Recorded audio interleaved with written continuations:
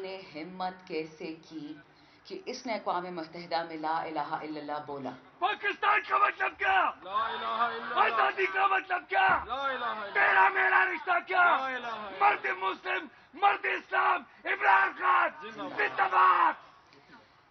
خان صاحب کی یہ خاصیت صرف پاکستانی نہیں مانتے، ساری دنیا مانتی ہے۔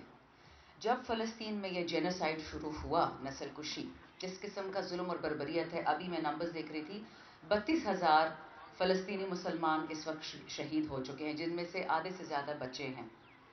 ایک فلسطینی نے یہ سٹیٹمنٹ کی کہ اگر آج کاش عمران خان جیل میں نہ ہوتے تو وہ ہمارا کیس لڑتے۔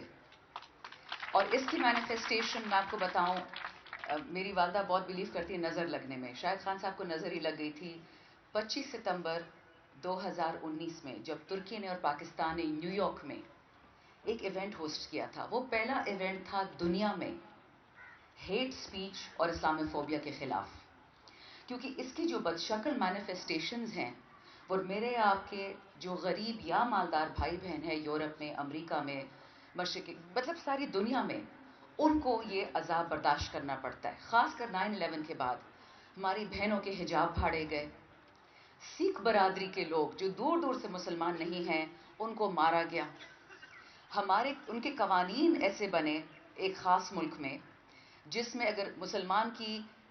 اگر ایک نان مسلمان کی 1 سال کی سزا تھی تو مسلمان کی 3 سال کی سزا تھی۔ اگر کسی نے کسی کو مار دیا تو اگر مارنے والا مسلمان تھا تو وہ ٹیررسٹ تھا، لیکن اگر وہ نان مسلم تھا تو وہ مینٹلی ڈیرینج تھا، یا وہ ڈینجرس انڈیویجول تھا، یا مس گائیڈڈ تھا۔ اسلاموفوبیا کا لب لباب یہ ہے کہ ہمارا دین نعوذ باللہ، جس کا اسلام سلم سے لفظ نکلا ہے، اسلام اور ٹیررزم، اسلام اور دہشت گردی، اسلام اور تشدد ایک ہی چیز ہے۔ ہمارے مردوں کو جن کی داڑھی ہو یا پگڑی پہنے ان کو ٹیررسٹ کہا جاتا ہے کہ جی بچے اٹھا کے لے جاتے ہیں۔ ان باتوں کے ساتھ ہم بڑے ہوئے ہیں، یہ ہم نے دیکھا، میں نے 10 سال یورپ میں گزارے ہیں، میرے ساتھ تمیز میں تھے، حیا میں تھے، عزت میں، لیکن آنکھیں تو ہے نا ہماری۔ میں سوئٹزرلینڈ میں رہ رہی تھی جب انہوں نے اعلان کیا کہ کسی بھی مسجد پہ ہم الاؤ نہیں کریں گے کہ ہم اونچی بنائے کوئی بھی عمارت، کیونکہ یہ میزائل کی طرح لگتی ہے۔ اب آپ سوچیں، پڑھے لکھے لوگ اس وقت، یہ بات ان کو شیوا دیتی تھی؟ خان صاحب نے جو یہ فیصلہ کیا، یہ اس انٹرنیشنل OIC کا ریزولوشن، یہ تب کیا جب نیوزی لینڈ میں 2 ڈفرنٹ مساجد میں 25 لوگوں کو شہید کر دیا گیا۔ یہاں پہ میں ضرور تعریف کروں گی ایک خاتون کی، جسنڈا آرڈن، جو پرائم منسٹر تھی نیوزی لینڈ کی۔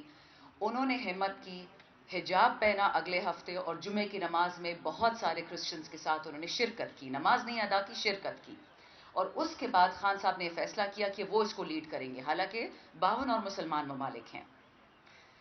اس کی سزا ان کو یہ ملی جو آج آپ دیکھ رہے ہیں، تمام PTI ورکرز کو بھی، کیونکہ ان کو جس چیز سے نفرت ہے وہ ہے پولیٹیکل اسلام۔ یعنی آپ مسلمان وہ ہوں جو چھپ کے نماز پڑھیں، فتح مکہ سے پہلے کا جو حال تھا، آپ چھپ کے کلمہ پڑھیں، آپ چھپ کے اسلام پریکٹس کریں، آپ کی خواتین حجاب نہیں پہن سکتی، برقع نہیں پہن سکتی، چہرہ نہیں ڈھک سکتی۔ کیوں نہیں ڈھک سکتی؟ جب قرآن کہتا ہے لا اکراہ فی الدین، اور جب فرینچ قانون کہتا ہے کہ آپ نے فرانس میں رہتے ہوئے آپ نہیں پہن سکتے دینی چیزیں، تو پھر وہاں پہ کراس کیوں پہنتے ہیں، صلیب کیوں پہنتے ہیں لوگ؟ پھر وہ بھی منع کر دیں۔ کرسمس کیوں سیلیبریٹ ہوتا ہے؟ خان صاحب نے دنیا کی منافقت ان کے سامنے رکھ دی، اور وہ کسی سے برداشت ہوا نہیں، وہ کسی کے خلاف نہیں ہے۔ وہ سب سے زیادہ ویسٹ میں رہے تھے، مغرب میں، ان کے بچے مغربی ہیں، مسلمان تو ہیں بٹ مغربی ہیں۔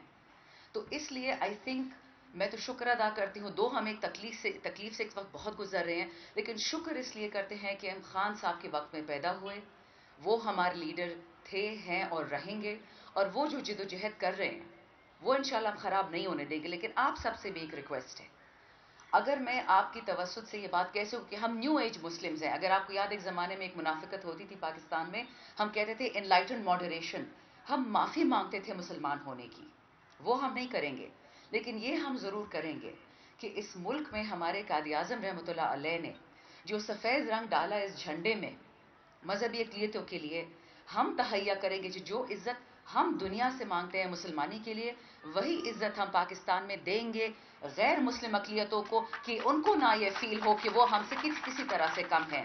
کیونکہ ہمارا رب، اور یہ میری آخری بات ہے اس پہ، سوری علی صاحب بہت ٹائم لے لیا، ہمارا رب رب المسلمین یا رب المومنین نہیں ہے، وہ رب العالمین ہے.